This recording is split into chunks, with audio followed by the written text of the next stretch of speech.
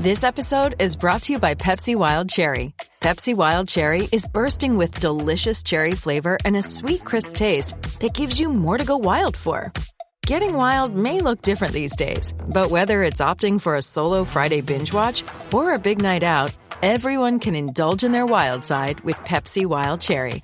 Also available in Zero Sugar. So grab a Pepsi Wild Cherry and get wild. Hello and welcome to a Voices of Vic podcast with me, Ben Aiton and Mike Duffy. We're back again to discuss Watford's 3-1 defeat away to Blackpool at Bloomfield Road. It was an 8-hour round trip for the supporters that went up there yesterday. And it was an utter disgrace. Spineless, pathetic, gutless. So many words that you could use to describe that performance yesterday. And it's just infuriating. It's horrible to do these podcasts. Me and Mike hate doing these when there's such a bad performance, and like we have to try and pick ourselves up to come on to do it, because we do love doing all this. But when you see performances like that, it's like, why do we bother? Why do Watford fans bother? That 8-hour round trip, and it's because we support our team. We love that team, but that team is fucking woeful at the moment, and me and Mike are here to just dissect the performance yesterday.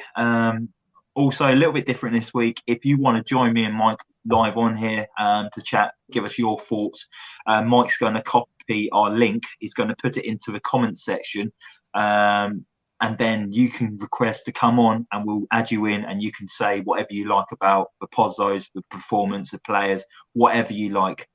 So Mike's going to pop it into the live chat now on the YouTube feed.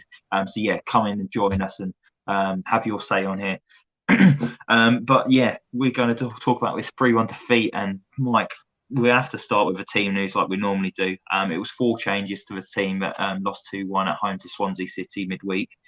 The 4 players that came in, Dan Gosling came in at right back, Trusicon came into centre defence to partner Christian Cabaselli.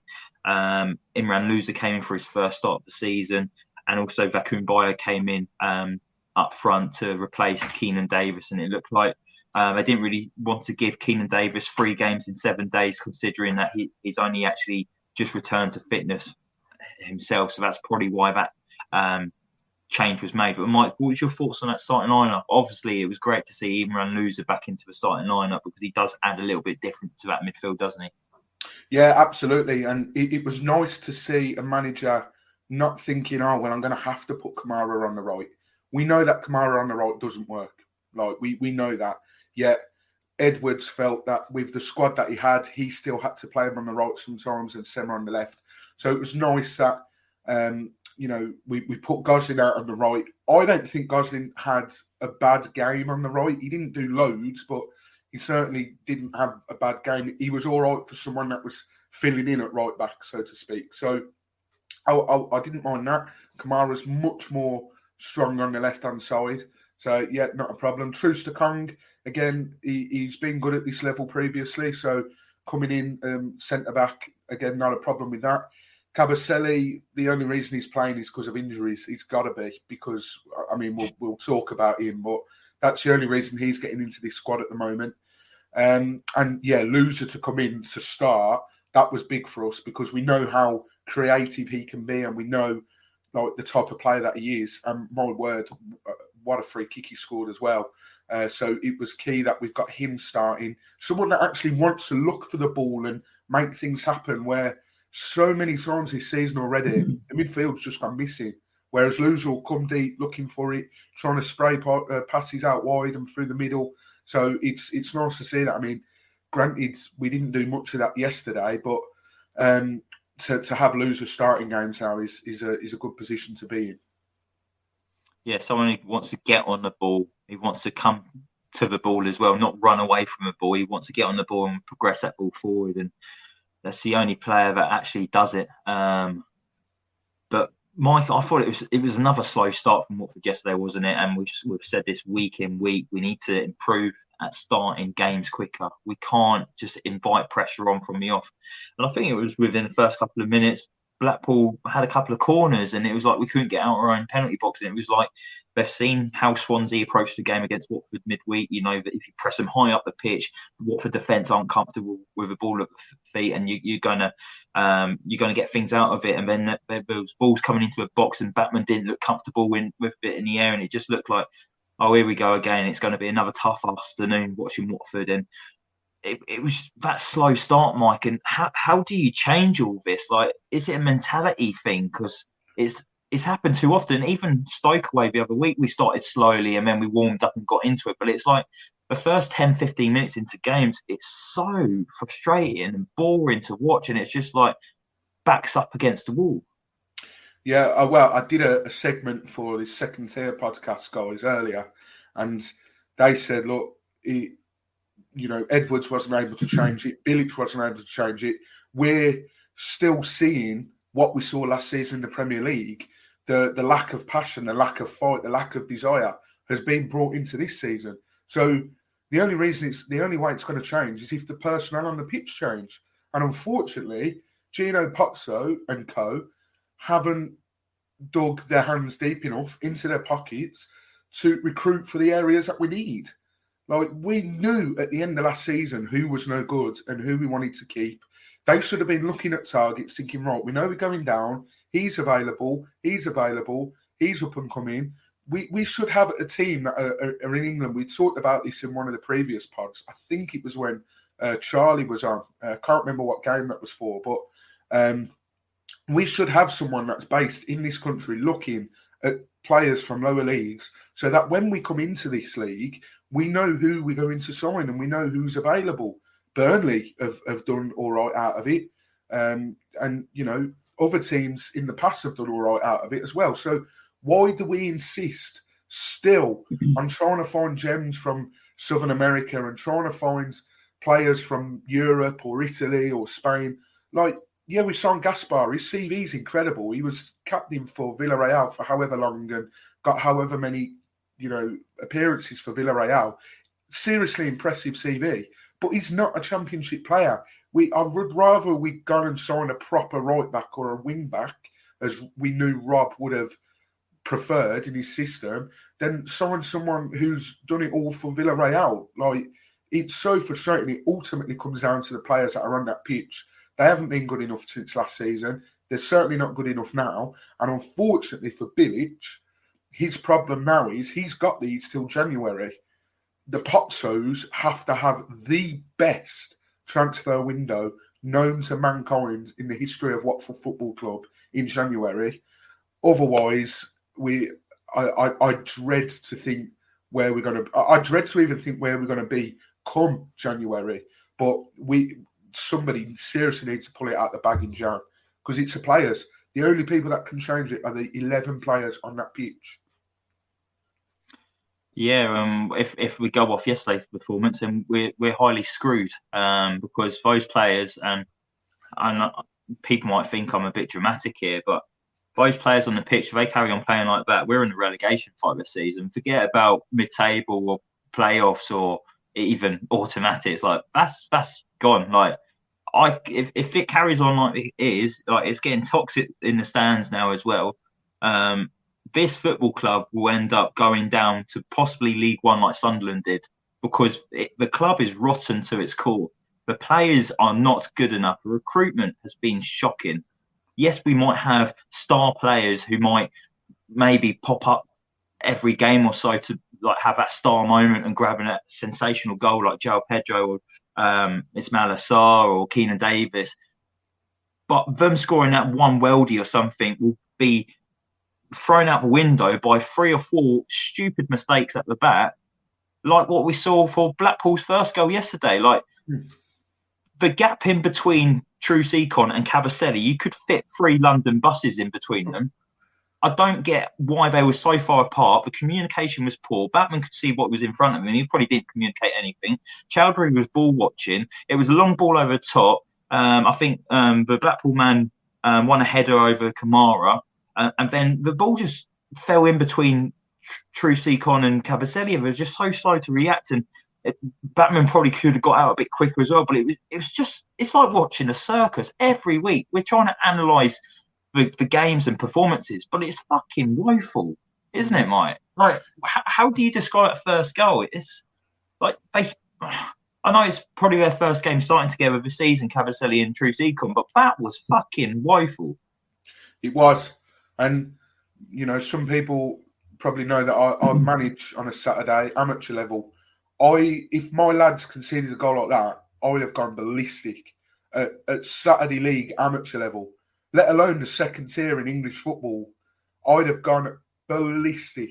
It's woeful, and it's like you said, it's been too familiar this season. The defence hasn't been shored up. The fact that if you were to write down our defenders on paper and look at the squad depth, I think from the Rookery and do good graphics like that, they set out the squad depth at the start of the season. You would have probably Cavaselli, maybe fifth choice centre-back or fifth choice defender. He's starting every game. He's captain at the moment.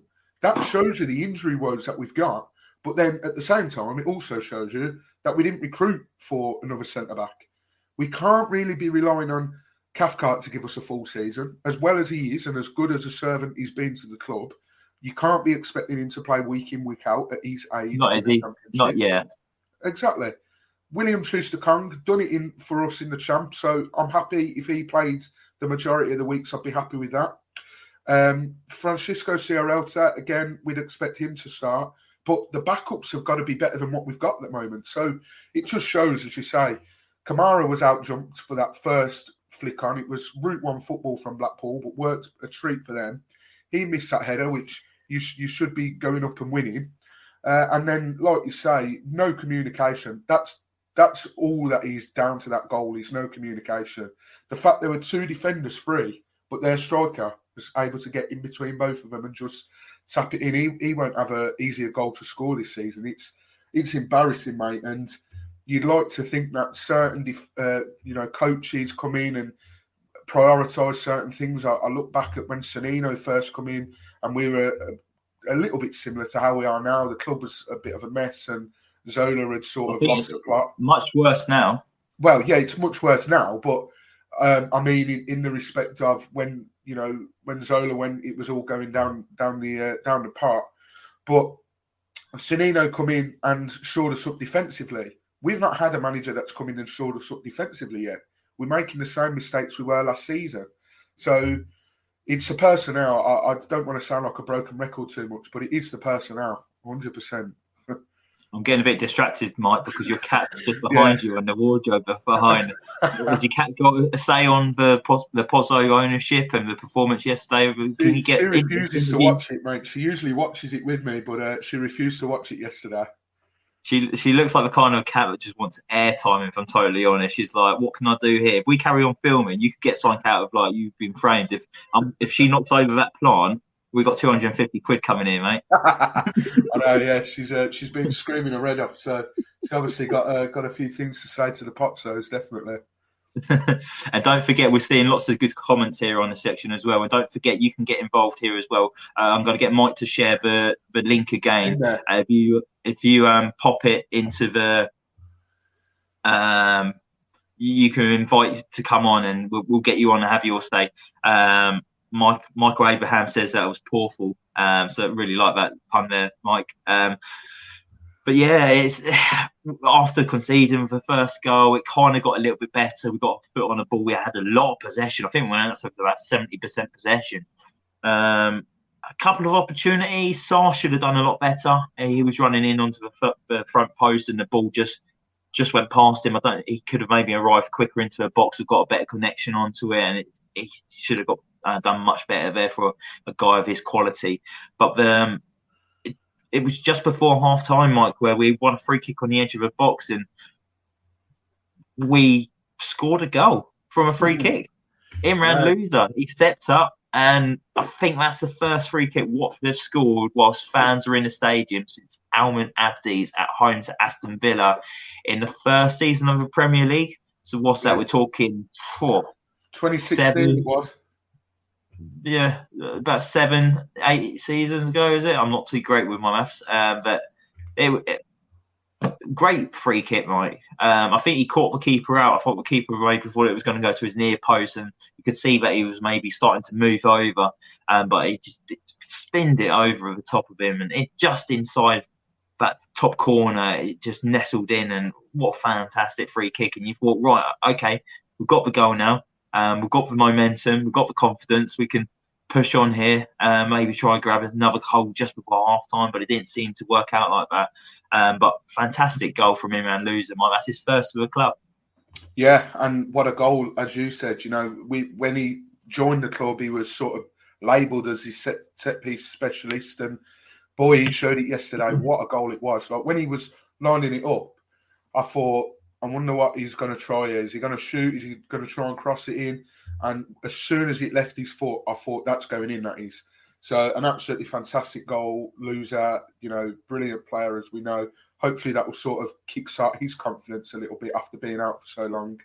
And the little spell that we had after conceding was you know, we got back into the game, and we obviously scored the equaliser, and we've been guilty of this a few times. We've got back into games, maybe levelled it, but we've not taken the chances. We had lots of possession. The build-up play was slightly better. Sarr missed that chance, as you say. Sarr has not been the player that we knew he was the last time in the Championship. No sign of that Sarr yet turning up, even though he's our top goal scorer. That probably tells you the quality that he does possess when he wants to try. But ultimately, we're not being clinical enough. And again, another problem like last season, we're not scoring the goals and taking the chances. I thought that was our best spell to maybe go ahead. You got to remember, I put a tweet out yesterday, which was wrong. Andrew French corrected me, but it still racked up quite a few likes. I don't know if people saw that, but Blackpool had only won one game at home up until yesterday. And that was the very first game of the season. And I was led to believe they've only scored 2 goals at home this season, full stop. Again, that I bet they were licking their lips when they knew they had Watford next then. Well, that's what I was saying on Twitter. I says, and please, you know, enter the equation Watford FC. You know, we'll give you a hand if you need some points or goals or confidence. And you know, a goal, even if it was after losers' free kick, even if we sort of took the lead there, you would like to think that we would have then carried it on and won the game, and we'll be sitting here talking about something else. But we just, there is no plan whatsoever. The style of play hasn't changed. Listen, I know that it's Bilic is only 3 games into his Watford reign at the moment, but there's been no apparent change in the way that we play. It seems all we want to do, or all we got in the locker, is we pass it around in midfield a bit, we'll pass it around at the back, we'll get so far, we'll think, oh, better not, back to the keeper, and then the defender will get it, he'll look around thinking, who can I pick out? Then he goes long, and then they head the ball back, and we start the cycle again. It's not hard for people to see that there is no clear plan in the way that we want to play at the moment, and I just really fear for us. We've got Norwich coming up on Saturday. Then we've got them locked down the M1 the Sunday after that. I tell you what, if we're still playing like this in 2 weeks' time, they're going to have the best away day of their entire lives. I'm dreading it, mate. Absolutely dreading it.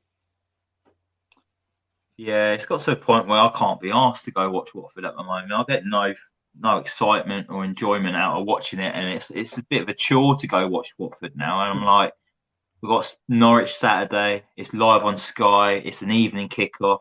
I can't be asked to go there. Like, what is there to motivate me to go into the ground? And I would not be spending any money in Vicarage Road, that's for sure, because that would be just lining Gino Pozzo's back pocket. I know I paid for my season ticket up front already, and he's got that money, but I will not be spending another penny in that football ground whilst he's owning this football club, because he's just taking us all for fools at the moment. But yeah, I'm seriously contemplating staying in Saturday night and just watching the game on TV, like have a family day during the day, and then in the evening just stick it on. And if we start playing woeful, quite easy to turn it off instead of like walking out the ground and then driving the old half an hour back home. And then, like you say, our neighbours up the road, up the M1 on the Sunday 12 o'clock kickoff, like you said, they're going to have a time of their lives because they will absolutely batter us. I can quite comfortably see Watford losing 3-4-0 to them because they'll be white up for that game. And Watford will just shy away. I mean, they'll be cowardless, just like what we saw yesterday. And I mentioned cowardless, and that's exactly what that defending was for that second goal. Obviously, the change was made. Dan Gosling came off, and Christian Cavaselli went over to the right-hand side of the defence. But we've seen him do that before against Sunderland, wasn't it? And Sunderland scored late on from a Christian Cavaselli error playing at right back. And then we saw it again yesterday where it looked like he was trying to jockey the player. He lost his man, but then he just gave up. And the guy just ran to the byline to get his cross in. And Christian Cavaselli wasn't even chasing him. He literally gave up. He's the captain of the football club and he fucking gave up. We had the privilege of speaking to him at the start of the season. And he does come across as a decent guy, but he's a fucking horrendous footballer. Like, you manage that Sunday League football team. I imagine your players would not give up like that to let a guy cross the ball in like that. Like, what the fuck is he thinking about? And he is atrocious. And I don't like to dig out players, but I've had a fuck enough of him. And yes, it's down to the recruitment of not bringing in better players to let him play and the injuries at the club. But surely we've got someone better in our academy than Christian Cavaselli to play at this level because he is not up for it. And for him to be given captain's armbands is an insult to every single fan that watches this team. I just have... Sorry, Mike. That's my rant. But what's your thoughts on it? Because literally, I am sick and tired of seeing him on the team sheet. Like, and I know he's probably not there. He's a guy who plays with confidence and that, but you can obviously see that his confidence is not. So take him out the firing line because it's not good for him and it's definitely not good for us. Yeah, I completely agree. That second goal yesterday, I don't know why I put myself through this, but I was looking at a few clips yesterday from the game, and that one where the second one where he gets the crossing, he chases him down to start with. The player gets past him, and then he runs, and he's like, "Actually, no, you crack on, you go and cross it if you want." And then obviously the ball goes in, and he scores a goal. So, it's pathetic. The fact that he's the one with the captain armbands on as well. I know that Troy Deeney got a lot of stick. I don't want to bring him up because there'll be a lot of fans that are like, "Oh, here we go," but Troy Deeney, every time he was on the pitch, you knew that he was passionate and you knew that he loved the club and he would put everything on the line for the club. Could you imagine Troy doing that yesterday? I can't imagine Troy doing that. I know there'll be a few fans that were like, "Well, Troy was shit before the end of the season, before he left Watford." He might well have been not playing to the best of his ability, but he wouldn't give up that easily. Can you imagine in the changing room after if he did? And it's just, at the moment, it's almost as if Cavaselli might be thinking like, "I'm playing badly, my confidence is low," but he knows that he's going to be in the squad for the next game because there's no one to replace him. That's where we need to be a bit more, rough us up a bit. And, when Slaven Bilic first come in, we were all peed off that Rob Edwards was let go. And when the sort of dust settled a little bit, we were like, okay, Slaven Bilic, won promotion before, he's going to get into the players, he's a tough sort of character. He's going to bring in, he's going to bring in some good backroom stats. There was rumours that Julian Dix is going to be coming in. He was with him at West Ham. Everyone knows what sort of player he was. So he'll get into the players. He'll rough them up. He might be the best man to have us in charge for a game like Luton. But I tell you what, I just can't believe that he's still. Well, I can believe that he's still getting played because of the injuries, but he seriously needs to be stripped of the armband. And I'd be putting James Morris in the next game. Play James Morris out of position. I'd even go as far as saying keep Kamara on the left, Gosling at right back. As I said at the start, he didn't do that bad of a job. So, have him at right back. Just anyone but Cavaselli. I don't know how he's getting minutes at the moment. And like you said, take nothing away from the guy. He's a nice guy, but nice guys don't win you games, unfortunately. And he certainly lost us one yesterday.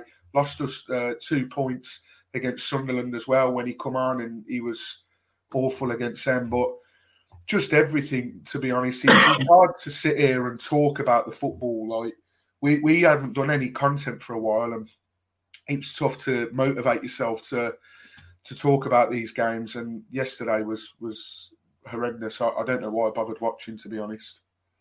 But like you say, like you're talking about Troy Deeney and that, and saying about Troy wouldn't have let the guy cross the ball into a box because of like what kind of captain he was. But if Troy was on that pitch, he would be screaming at every single player to make sure they're doing their job properly.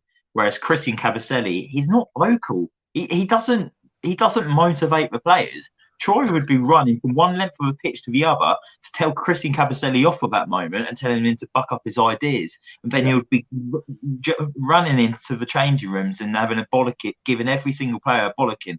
We haven't got this in this football club right now. We are lacking real leaders. And this football club has missed Troy Deeney for his leadership. Yes, like you said, he wasn't fantastic towards the end of his career with his footballing ability, but you could not fault him for his leadership on the pitch. And like Mike Abraham says here as well about other leaders on the pitch, like Jay Demerit, John Eustace. I'll probably throw in like Steve Palmer, and the list goes on. We've had so many quality leaders, Robert Page. Like, we haven't got players like that, and it's all down to the lack of recruitment in defence.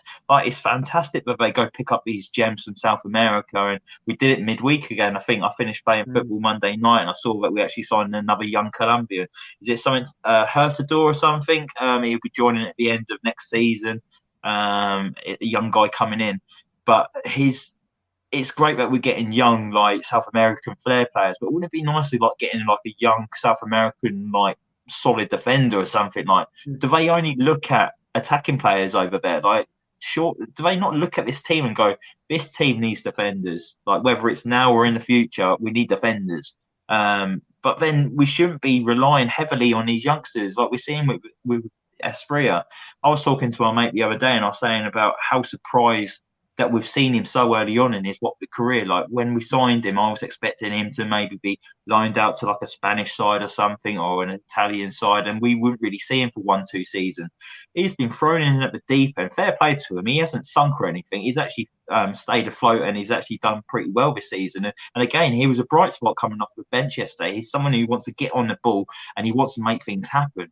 And he was showing all the other professionals on the pitch of how it's done, and we didn't see that. It's dreadful. And another guy who should not be anywhere near the starting 11 is Edu Kiembe. What on earth does he offer this football team? And I was pleased to see him subbed off yesterday as well, because I thought, is he someone who's untouchable? Because we haven't seen Rob Edwards sub him off before. Bilic didn't do it in his first 2 games, but he did it yesterday, and I was so pleased to see that it took him off, because he is woeful. He offers us absolutely nothing in the middle of the park. So hopefully now with Tom Deddy-Bashru back, he got some minutes yesterday. Fantastic to see him back, because it was rumoured that he had a lengthy injury, and he came back off because he had a really good pre-season, and he was starting every single game, and then he got injured just, I think, a day or 2 before the start of the season. So fantastic to see him back. But if he gets fully fit, well, we've got 7 days now till Norwich. Hopefully, I'd want to see Tom Deddy-Bashru starting ahead of KMB, because he's another one who's not fit to wear the shirt. That was a chance in the away end at the final whistle. And do you think it's too harsh to be singing things like that towards the players? Or Watford fans have the right to say whatever they want, because we travel the length of the country to go watch this team, and fans have spent money in the hotel rooms, the like petrol, train, whatever way they made to get up there. The match day tickets aren't cheap, food and drink. It's a fair assessment, isn't it, Mike, to say that you're not fit to wear the shirt, because what we're watching at the moment is they are not fit to wear the shirt. Absolutely, and I don't want to be one of these guys that highlights the issues going on in the world at the moment, but everything's going up. I mean, I'm quite lucky. I live at home still. Hopefully moving in with my partner soon. But like your monthly bills are going up, your gas, your energy, everything's going up. Wages are staying where they are, which is why we're seeing so many strikes. So disposable income is at an all-time sort of low. Yet people are still using that disposable income to go travel the up and down the country to watch Watford. You know, Blackpool yesterday, it's a bloody long journey. I was watching it, and the missus said to me, she goes, "That's a long way for Watford to travel to Blackpool." She goes, "Will there be many fans there?" And I says, "I wouldn't be surprised if we took a couple of thousand up there." And she was surprised, you know. And the fact that people are spending their hard-earned money when, like I said, everything's going up, and they're still paying to watch Watford. And that is how they reward us. Like, don't get me wrong, loads of teams have bad runs, but I wouldn't mind if, and a few people might raise a few eyebrows, but if we'd have come off that pitch and lost 3-1, but we gave absolutely 100%, and Blackpool were just, everything they touched turned to gold that day, I wouldn't have minded as much. Yeah, they've been pissed off that we lost 3-1. It ruins my day, to be honest. But it's the fact that we're not seeing players give 100%. And again, I'll say something again as well, which might raise eyebrows. But yeah, Loser scored a great free kick. But I don't know if I'm being harsh here, but I can't pick a single player out of that team yesterday that I thought, well, actually, as bad as we were, he was all right. I think they were all sort of below par. Yeah, Loser scored that fantastic free kick, so people will probably say him. But I think there wasn't a player which really stood out for me as well. So I think Mikey Abrahams has just said there that if they can't be asked, why should we? And it's just tough following Watford. I'm going on holiday on Thursday and I'll be out there on Saturday. I said to the lads yesterday before the game, I says, make sure we're in a bar on Saturday night that's got the football on. I said to you just before we started recording, Ben, I'm not arsed now, to be honest. I'm quite happy if we're not in a bar that's got the football on, because you get into that stage, and I hate being like this. But I said to my lads yesterday, I said, the only thing that's keeping me interested in football at the moment is my Saturday lads that I manage. And what does it come to when you're only interested in football because of the amateur team that you manage? Like, that shouldn't be the case, regardless of where your team play or what division. But that's what Watford are driving us to. And something needs to change. Something massive needs to change. I'm telling you, because it's a dark, dark place at the moment, Watford's being a Watford fan. Yeah, I was chatting to our mate Chris when I went to the game with him against Swansea midweek Wednesday, and we were both saying about how unconnected we feel with this football club now, and how much passion we're losing from it, from like the lack of players trying on the pitch and no direction from the ownerships. And it's a struggle to go to games now and motivate yourself to watch this team, because there is no connection between us and the players. And I said to him, the only reason why I go to Vicarage Road now is for a social event, basically, to just go meet your mates. I couldn't give a shit really about Watford at the moment, because it's just hurting, and it hurts to say things like that because this is our football club. But the way it's being run by Gino Pozzo is just scandalous. I said it the other week that he's turned this club into a circus, and he is getting away with it. And enough is enough now. Watford fans need to voice up. We need to stand up, and we need to make a stand, and we need to let Gino Pozzo know how unhappy we are.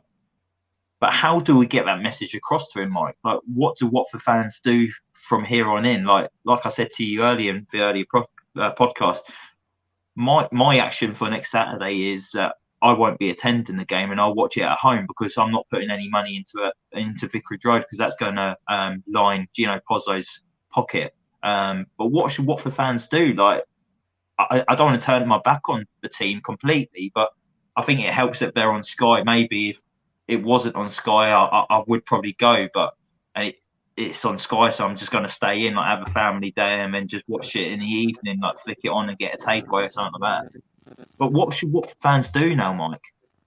Well, I mean, if Watford fans are truly of the opinion that they want the Pozzos to go, then as long as it's all within reason and it doesn't get too violent or anything, then you just do what every other fan base does whenever they want their owners to leave.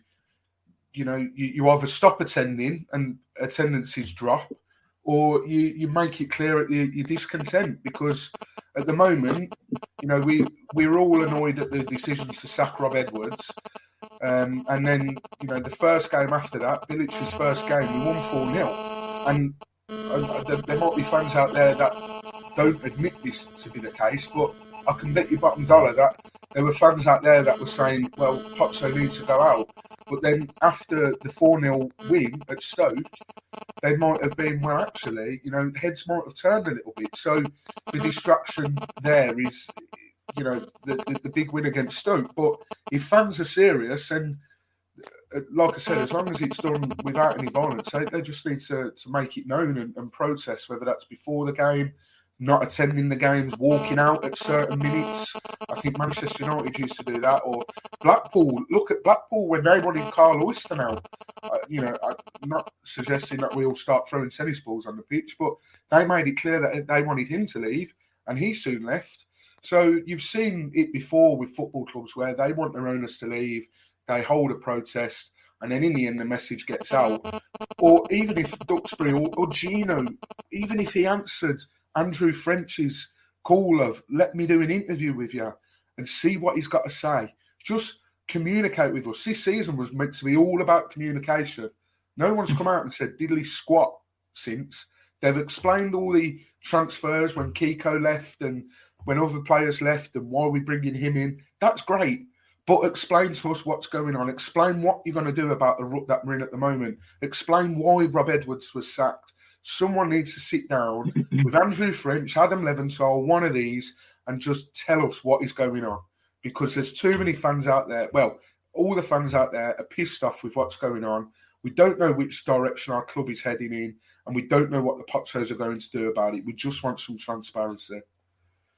Yeah, and we're going to come to someone's requested to join us. Dan, who's a good mate of mine, and Mike is going to come in. He works for Hempstead on a Saturday match day, so he doesn't get to watch Watford as much. But when he does go, he's got a lot to say about Watford, so it'd be interesting to get his thoughts. But a couple of comments I just want to read through quickly, because we're talking about how uninterested we are with Watford Football Club at the moment.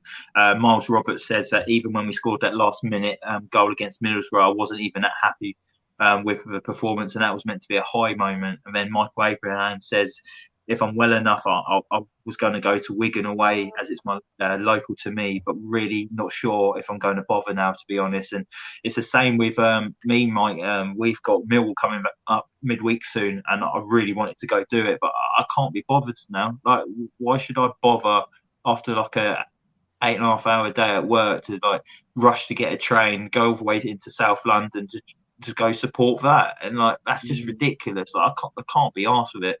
Now we're going to add Dan into it.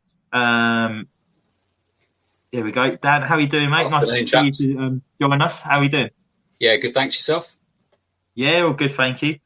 What's your take on all this at the moment? And have you got any thoughts on like how Watford fans should maybe voice their opinions towards Gino Pozzo and Scott Duxbury? Yeah, it's a very challenging scenario, because in football clubs you only see what's on the surface, and the surface is very much on the pitch for 90 minutes for a game, and I'm sure there's probably far much more going on behind the scenes and stuff that we don't know about, stuff probably at the training ground in regards to players and things like that, but also stuff at board level in regards to finances. So I imagine this season really sits on a knife edge, both from a financial perspective and just in terms of our future direction. Because let's be honest, if we don't get promotion, we are going to lose pretty much the majority, if not all, of the saleable assets that we have, and then we'll be left, well, God knows what we're talking about, squad depletion now. God knows what we'll be left with this time next year if we don't achieve anything. So yeah, it's not just a crossroads. It's like I say, it's that knife edge. And I think, Mike, you made a very good point there in regards to the communication aspect. And I think there's been so much radio silence on loads of different aspects of the club this season. The Rob Edwards sacking, obviously we got those few lines from Gino, which we've not had before, but that's just not good enough. We get the comments from Scott in the summer, and like you say, I don't get to games as much as I used to or like, and so therefore naturally I lack that same connection that I once had. But this season, with Rob coming in, we had the Elton John concert, which I thought was an absolutely fantastic way to bring everyone together. And you really felt that from that moment, there was some momentum going into the season, that we were going to do things differently. And I think that was shattered in all but 3 months, really. And the fact that we've had no explanation as to why, there might be really valid reasons as to why that's happened. And I know that as fans, we don't always get to know those, but I think we're at a stage now where we have to know that those sorts of things, because see videos on social media yesterday, fans fighting in the stand. That's not what Watford stands for. We're meant to be a family club. We're meant to be a club where kids and families can go. I grew up going to away games with my parents as young kids, feeling safe and enjoying it. Come win, lose or draw. Let's be honest. When I was going, didn't win too many games on the road. But we have lost all identity and all credibility when it comes to our community work. I kind of wrote a few bullet points here, and I said that we've become a laughing stock in the footballing world, when actually once upon a time we were held up as the great community club. But we do still do a lot of great work in the community. I'm fortunate enough to still do some work with the Community Trust, and they do some fantastic work day in, day out. But for every good thing we do, we do 3 things so badly. And I think I honestly don't know what Watford Football Club stands for anymore. And Ben, I take your point about not wanting to go to the game next week. I'm the same. The only game that I'm planning to go to for the rest of the season will be Luton, because I feel that as all Watford fans, we have to be at that game, regardless of what our opinions are, because that is a very tribal experience, if you like, and that could be the catalyst for our season. Who knows? Yeah, who knows? And like many younger fans as well have never experienced that first derby, have they? They've never really seen Luton come to town and what a derby atmosphere is about. And we're lucky enough to be from before. Like we've seen Marlon King score at Vicarage Road. I think we draw that, didn't we? And then obviously we had a horrible night midweek in the League Cup where there was lots of violence on the pitch, which Watford fans have seen as well. But not many fans of the younger generations have actually experienced one of these fierce derbies. So that's why they want to go. And like you say, this is probably the only game of the season at home that Watford fans will want to turn up in their numbers in.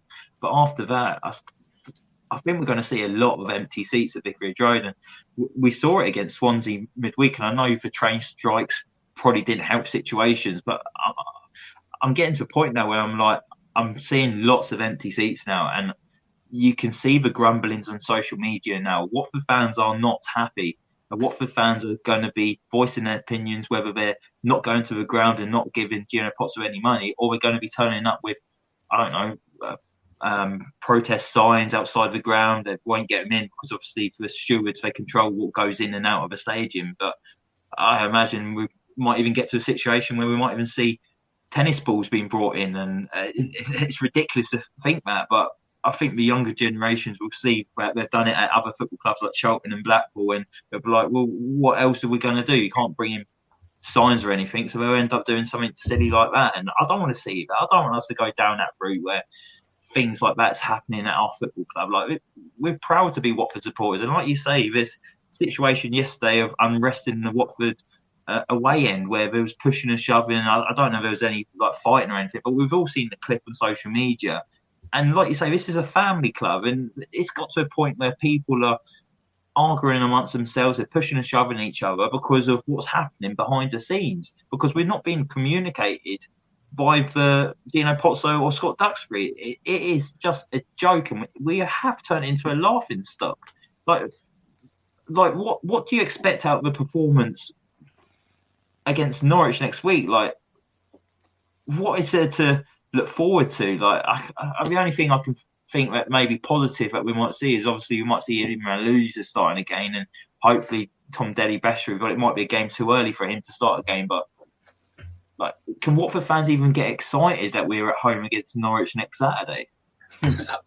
Absolutely not. And I think, we hear the fans singing at the end or chanting at the end, "You're not fit to wear the shirt." And I was kind of looking at some of the transfers. I was going through all the transfers in the last sort of 7 or 8 years, and I was trying to identify that one player who, or even just come to one player who really brought into Watford and actually you could say was proud to wear the shirt. And I identified Deulofeu because I think he gave us a great moment, and I take people's points that he would give you a good game or good moment, like the Wembley thing, but then might give you sort of 5 bad games. But I think you can identify him as someone that actually gave us something to look back on in history. But I'd be interested to see what you guys think. Who would be that player for you if you look back on in the signings over the last 7 or 8 years that you could pinpoint and say, yeah, do you know what? They might not be one of our own, but they were one player who could you could say really got us. I would probably say maybe Gabriel Angela. He wore his heart on his sleeve every time he played. He loved the club. You could see, the very few goals he did score, you could see what it meant to him. I'll never forget when he scored at Forest. And he was like a kid in a sweet shop when he scored, and he was running back over to the away fans and celebrating. But since then, like you said, I don't know if there is anyone really that sort of gets what it means to play for the club. You're probably looking really that first season that they took us over. That's when they're, Pudil, he knew what it meant. Alman Abdi, that sort of player understood. But since then, I really struggle to know. I mean, I know Capoue was a great player. If you was to ask who's probably the greatest players that the Pots have signed, Capoue's definitely up there. But do I think that he showed passion and showed that he loved it here? Probably not. I mean, he made up for it in his ability. But so I'm probably saying Gabriel Angela, Pudil, Abdi, Vidra as well, I'd probably say, and Igalo as well. Miri's just said in there Kiko as well. Kiko got what it meant for the club as well. So, but I get your point. It is really hard to pinpoint those sort of players. And think about how many players we've signed in that time as well. Exactly. And I think you're right. I don't think you can go wrong with saying about that first transfer window, really, and that pool of players that came over and they really embraced Watford Football Club, and they was part of a community, and like Abdi and Vidra, Igalo, Forestieri, like they really loved this football club, and like Watford fans had a really big connection with those pool of players as well, and we felt a bit hard done by when we got promoted, and some of those players weren't given an opportunity. And maybe for last season in the Championship before we got promoted, probably the biggest one for me is Aurelio Gomez. Apart from that, I can't name you anyone that we've signed in the Premier League apart from maybe Kiko. He really loved this football club. Holebas definitely didn't love the football club. Didn't even know he was joining Watford. But yeah, really good question that is. Really had us thinking there. But I can't. Maybe we should do a starting 11 of players who were fit to play the shirt in the Pozzo era. 100%. That'd be tough. We could do that and pop out on Twitter and retweet it from the Voice of the Vic account. But yeah, that's quality. But yeah, we'll probably wrap it up there because we've been on for like nearly 50 minutes. But Dan, thank you so much for joining us today, mate. I know we've tried to get you on before, but it hasn't worked out because of work commitments and all that, and we've recorded at different times and that. But it'd be great to get you back on if you're interested, mate. Yeah, no, definitely. And if you are at a loose end next Saturday, Hemel are at home to Cheshunt in the National League South. I've given a little plug there. So, you get to see some real football there and players that certainly do try. So, Brilliant. Yeah, nice one. Cheers, Dan. And Mike, thanks as always for doing this with me as well. I know it's tough and we message each other backwards and forwards. It's like, I can't be asked to do this, but we do it for the love of this football club. We've done another podcast, and yeah, we'll be back next week. Well, I'll be back. Mike's on holiday. He won't be watching the game. He'll be turning his phone off so he can actually enjoy his evening. But I'll be back next week, and I'll be looking around to get a guest on as well. So I'll be back Sunday afternoon probably. But yeah, thanks for watching, everyone. Thanks for your comments. Don't forget to like our page, subscribe. Don't forget to leave a comment as well. And hopefully things will get better. Support Watford Football Club. I can't promise anything, but it's just hopeful, really. But yeah, come on, you Orns. Sports Social Podcast Network. Hello, Saver. Whether you're saving for that trip to the tropics or saving for an emergency, now is the time to take advantage of Wells Fargo's savings options. Wells Fargo offers savings accounts that can help you save towards your goals. So, what are you saving for? Visit a Wells Fargo branch or wellsfargo.com/save to open a savings account today. Wells Fargo Bank, N.A., member FDIC.